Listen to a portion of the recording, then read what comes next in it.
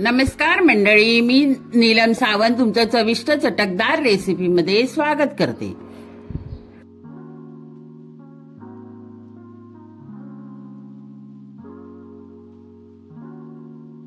आज आपण बनवणार आहोत सोयाबीनचा व्हेज खिमा. हे सोयाबीन मी भिजवून जरा पाण्यामध्ये गरम पाण्यामध्ये मीठ टाकून भिजवून घेतलेले आहेत. ते आता मी बारीक करून घेणार आहे मिक्सरवरती थोडे. आणि वटाणा, कांदा बारीक चिरून 2-3 कांदे घेतलेत बारीक चिरून. जरा कांदा खिम्याला जरा जास्त लागतो. आणि टॅमॅटो, आलं, लसूण, मिरची याचा असं ठेचा करून घेतलेला आहे. आणि कोथिंबीर. आता मसाल्यांमध्ये हा माझा घरगुती मसाला आहे. हळद, हा कांदा लसूण मसाला घेतला आहे, गरम मसाला, काळा मसाला आणि धणा जिरा पावडर.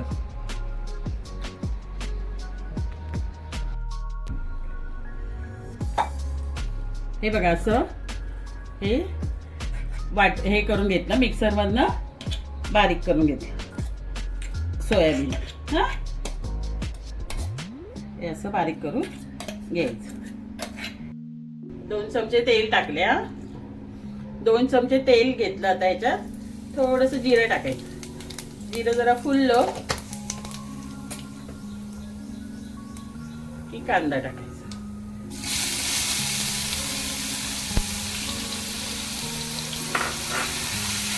कांदा चांगला लाल होऊन द्यायचा.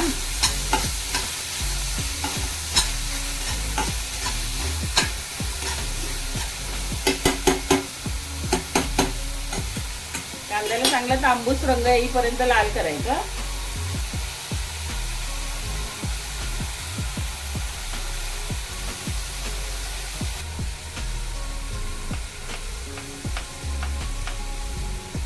चिमूटभर हिंग टाक.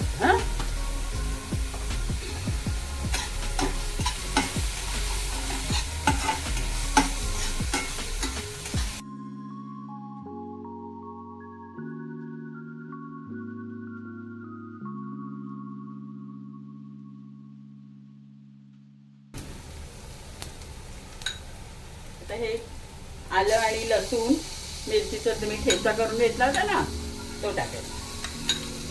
2 चमचे टाकला मोठे. जरा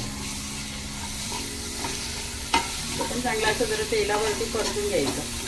चांगला तेलावरती असं परतला. कांदा आहे ना असा इतका लाल झाला पाहिजे. आणि आता टॅमॅटो टाकायचं.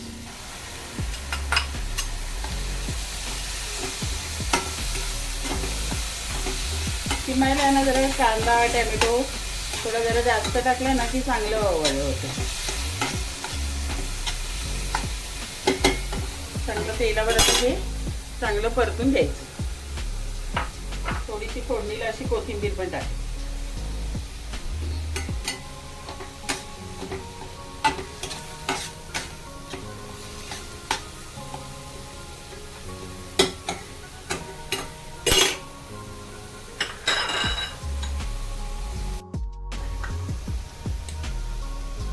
आता आपण मसाले टाकून घेऊया. हा मसाला टाकला मी, घरगुती मसाला आहे हा. 2 चमचे, छोटे 2 चमचे टाकायचे. हळद अर्धा चमचा.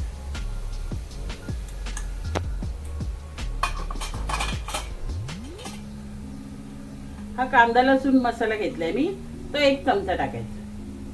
1-1.5 चमचा टाकायचा. तुमच्या आवडीप्रमाणे तिखट. हा धणा जिरा पावडर.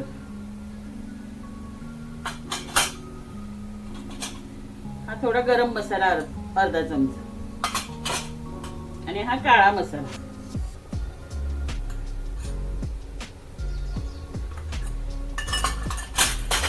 असे सगळे मसाले आता तेलावर चांगले परतून घ्यायचे.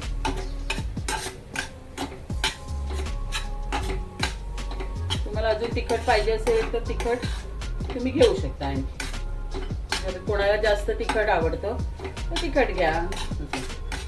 लहान मुलांना जरा मग तिखट लागतं ना. आता याच्यात वटाणे टाकून घेते.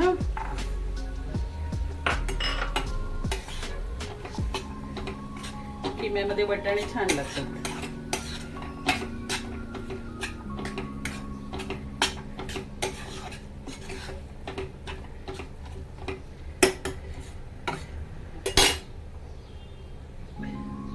आता मी बारीक करून घेतलेले सोयाबीन ते टाकले. हा, ते पण आता मसाल्यामध्ये असे एकजीव असे करून घेऊ.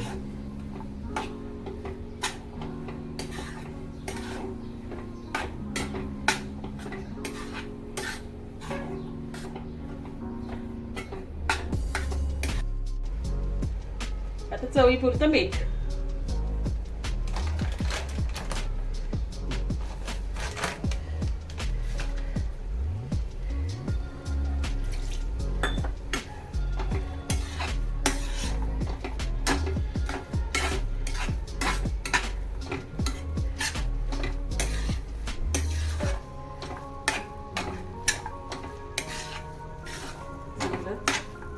मसाल्यामध्ये चांगलं एकजीव करून असं घ्यायचं, परतून.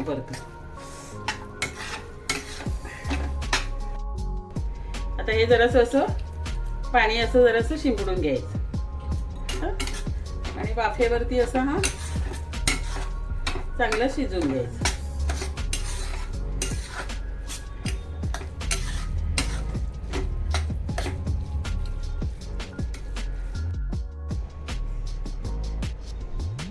असं हे 5-10 मिनिटं वाफेवरती 10 मिनिटं शिजू दे. हा,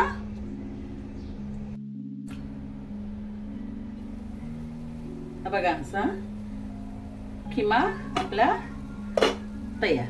असं शिजला आता व्यवस्थित.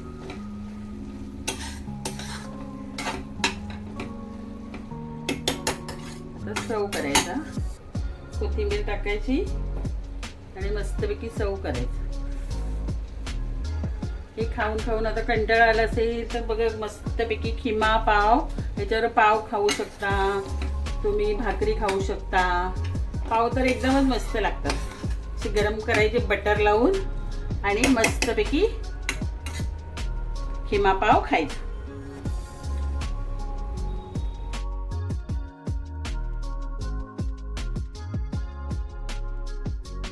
ही रेसिपी जर तुम्हाला आवडली असेल तर ह्या रेसिपीला लाईक करा आणि इतरांबरोबर शेअर करा. आणि कशी झाली आहे हे मला कमेंट करून नक्की कळवा. आणि अशाच नवनवीन रेसिपी पाहण्यासाठी माझ्या चॅनलला सबस्क्राईब करा. थँक्यू.